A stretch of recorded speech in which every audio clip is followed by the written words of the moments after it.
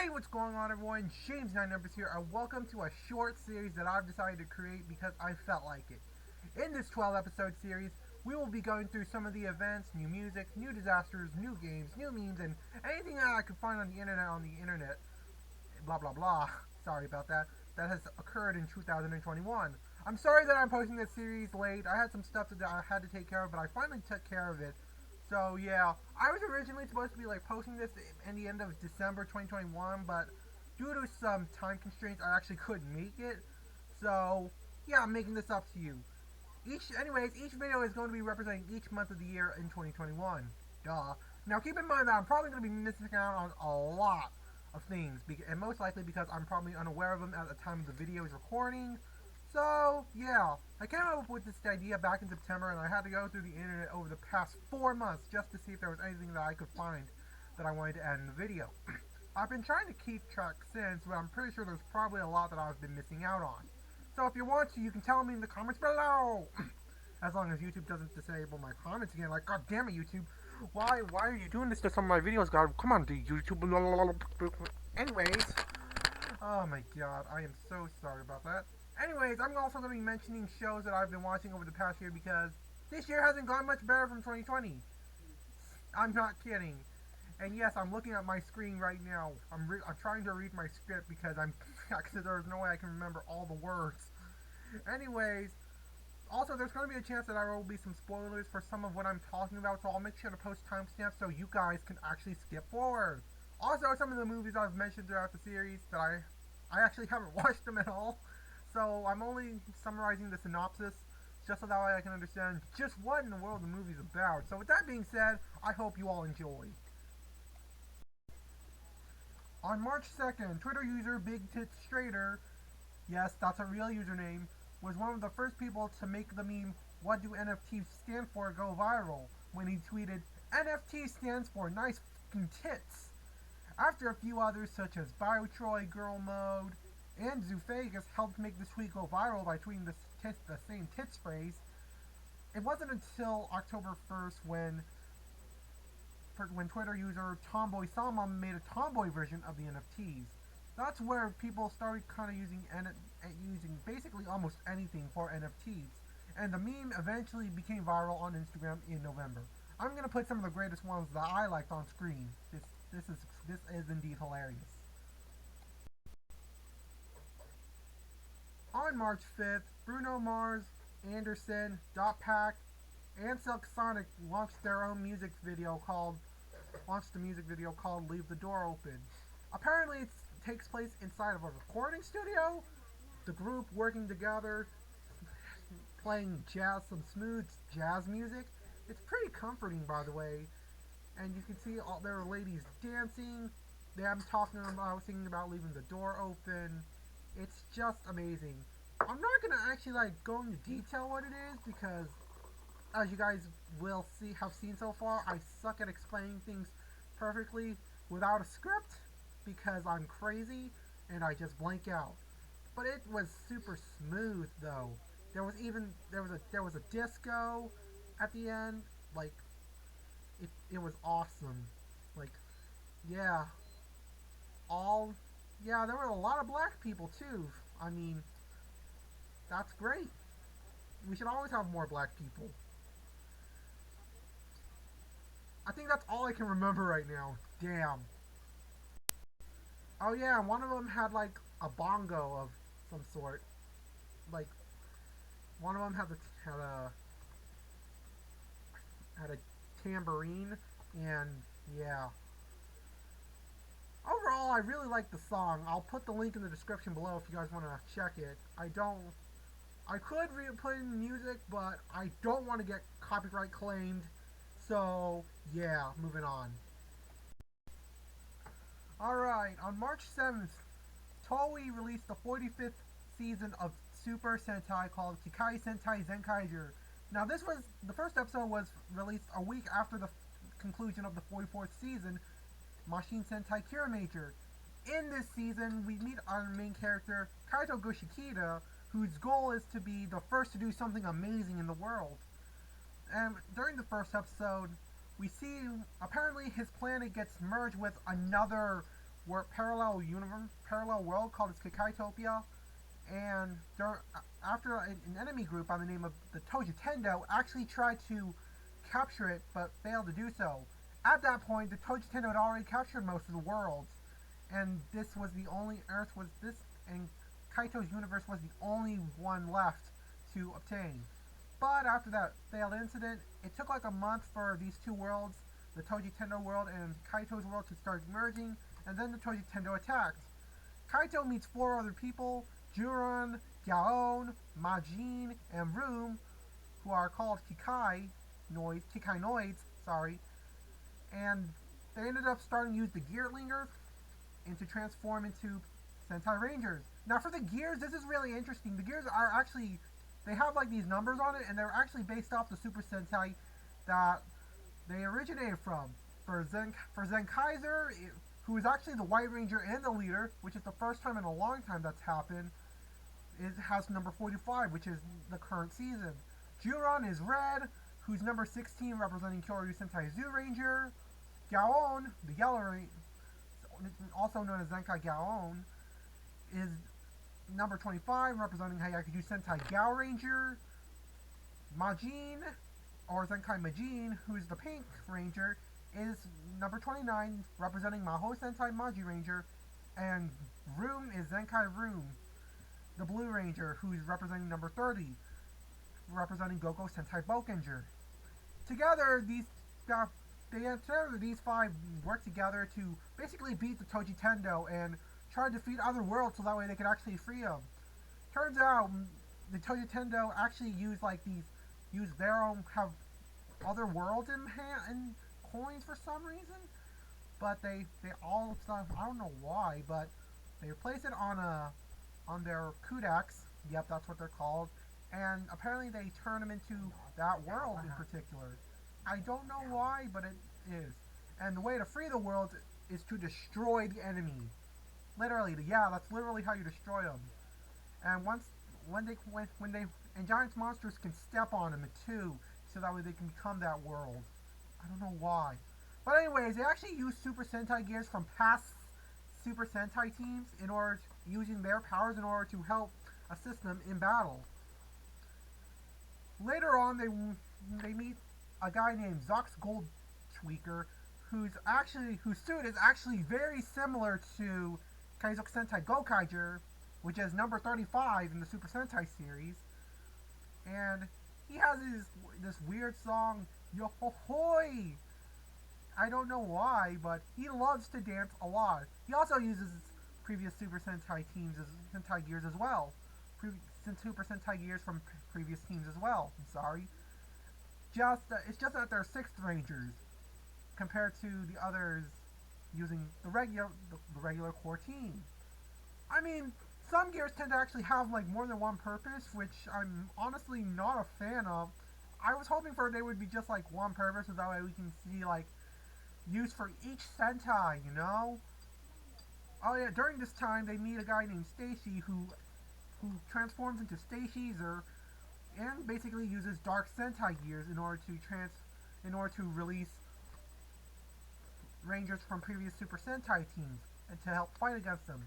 Later on, a robot named, Hakaiza. Yeah, Hakaizer basically tries to help assisting with the Toy Nintendo with a Zenkai cannon to help make Rangers of his own, but Kaito ends up stealing it back. And the Hakaizer ends up being later discovered to be Kaito's lost father.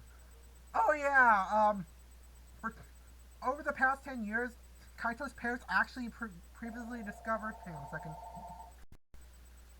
I'm sorry about that. Telephone interrupted. Anyways, 10 years prior, Kaito's parents actually ended up going missing after they discovered parallel worlds, such as Kikaitopia, which is basically the Kikai-noids' homelands. And, yeah, it turns out they were kidnapped by the Tojitendo. Earlier in the season, Kaito's mom actually ended up escaping to a different parallel world. We still don't know where she went. But after Hakaizer had a hefty battle with Kaito was able to turn his father back into normal, and so, yeah! And then they still continued on. Oh yeah, and Zox Gold Tweaker, by the way, the reason why he wanted to fight the Toji Tendo was because his brothers, his two little brothers, were actually turned into small miniatures, called SDs, because of what happened, because of some Toji Tendo by the name of SD-topia. And yeah, that was why Zox ended up working with the Zenkaigers. Now, no spoiler alert, SD-topia gets defeated, and yeah. But the battle's not over. The Toji Tendo are still going at it. So the Zenkaigers, yeah, they're still fighting to this day. Oh yeah, and by the way, the Zenkaigers, the Kikai noise rangers, they actually can grow and become their own mechas, and Kaito can actually control them.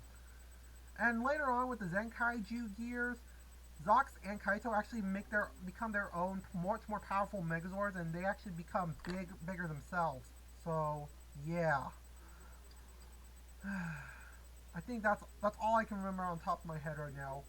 So anyways, yeah, moving on. On March 16th, 22-year-old Robert Aaron Long bought a gun and ammo for $460 and went to the bathroom of a Young's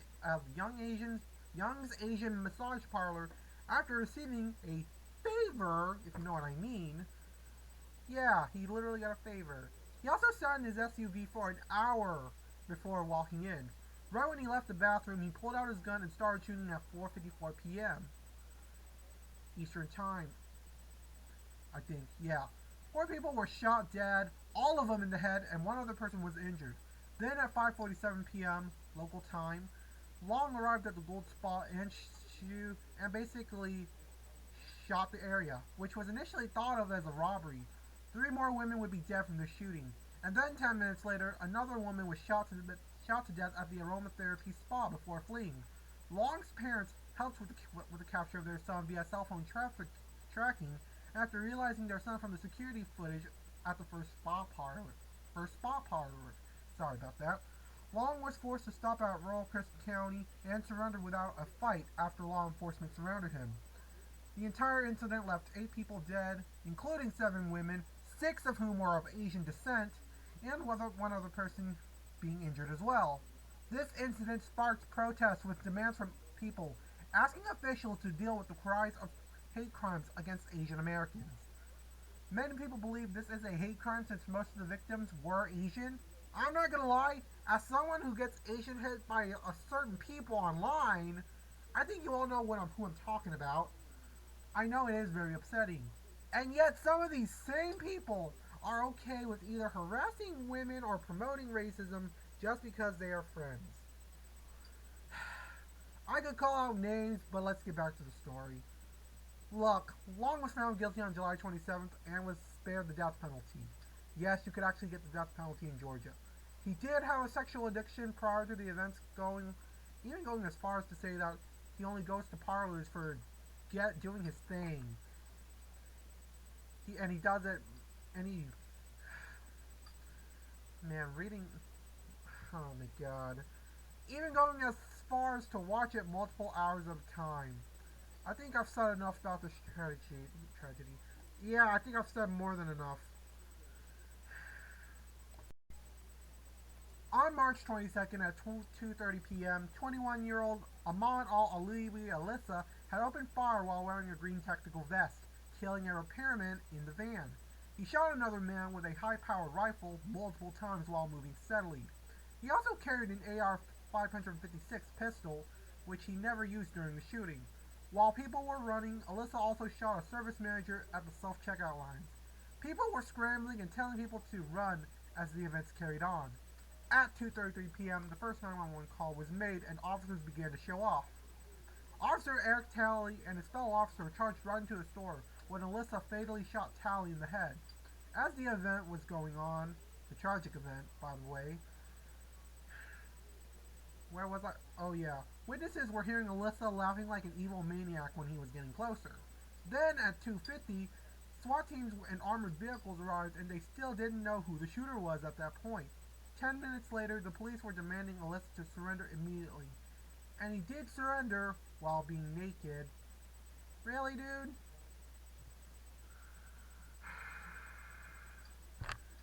Oh my god, what is wrong with you? But police didn't hear him as they were continually surrounding the building. At 3:28, he was taken into custody with a bleeding thigh due to a gun battle with police. At the end of the incident, 10 people in total were dead. Apparently, he was fearful of being tracked and had mentioned his interest in Islam, immigration, and martial arts on his Facebook page. He had also mentioned his Islamic teachings from the 2019 New Zealand mosque massacre, which left at least 50 people dead.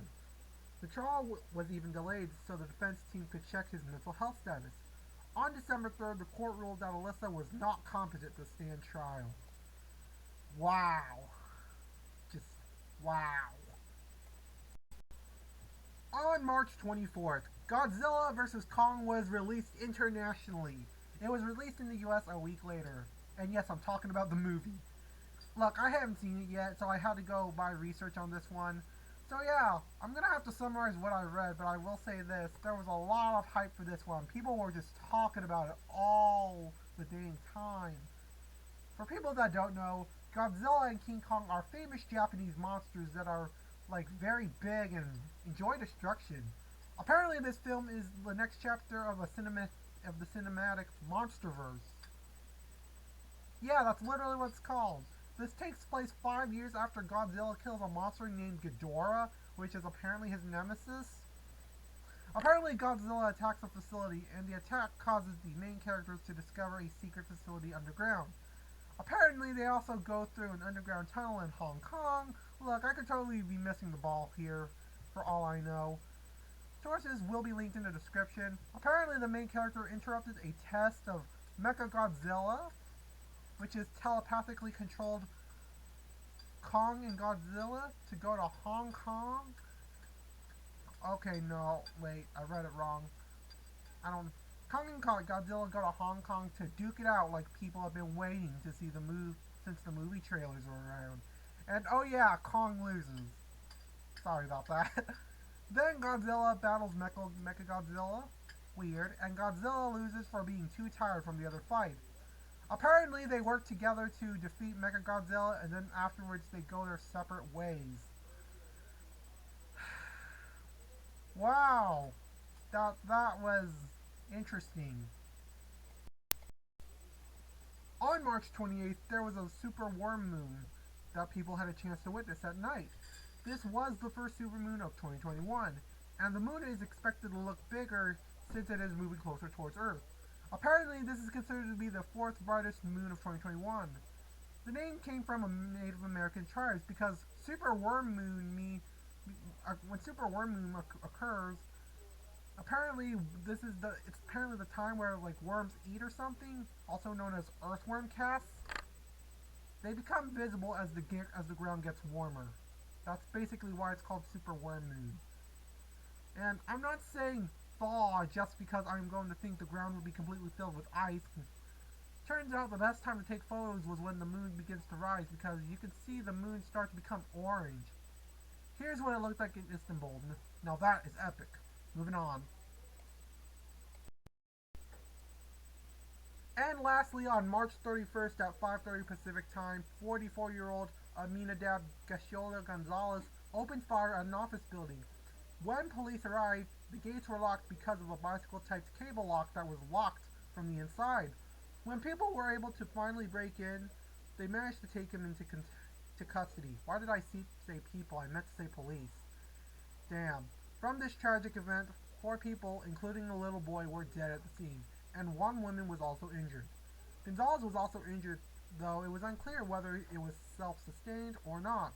Gonzalez is actually eligible for the death penalty under California law because multiple people were murdered. There's also leading demand by House Democrats to push for more gun control legislation. Damn. Anyways, guys, I hope you all enjoyed the video. Dang, I'm a quarter of the way done with this series. I'm sorry if I'm stuttering a lot. I'm trying to read my script, but apparently I made some grammatical errors. I'm just trying to gather and collect my thoughts, you know. But, yeah. So, yeah. I'm sure there's more that I have not mentioned at all, so feel free to type in the comments below if I've missed anything. So, yeah, hopefully I'll see you guys later. Peace. Time for the bloopers. On March 2nd, Twitter user Big Tit Strader, yes, that's a real username, was one of the first people to make a meme go viral called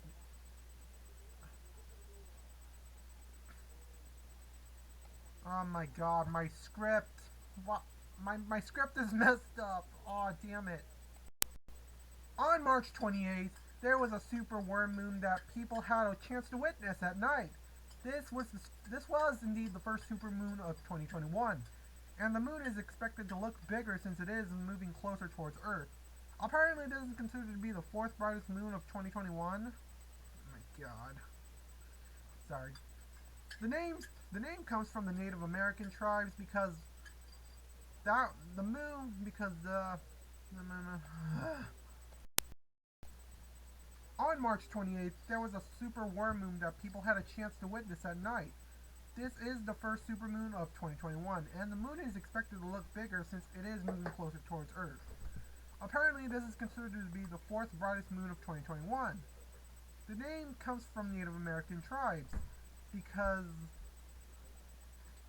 I forgot what word it was called, but apparently it's. And lastly, on March 31st at 5:30 Pacific Time, 44-year-old Aminadab Gashiola Gonzalez opened fire at an office building.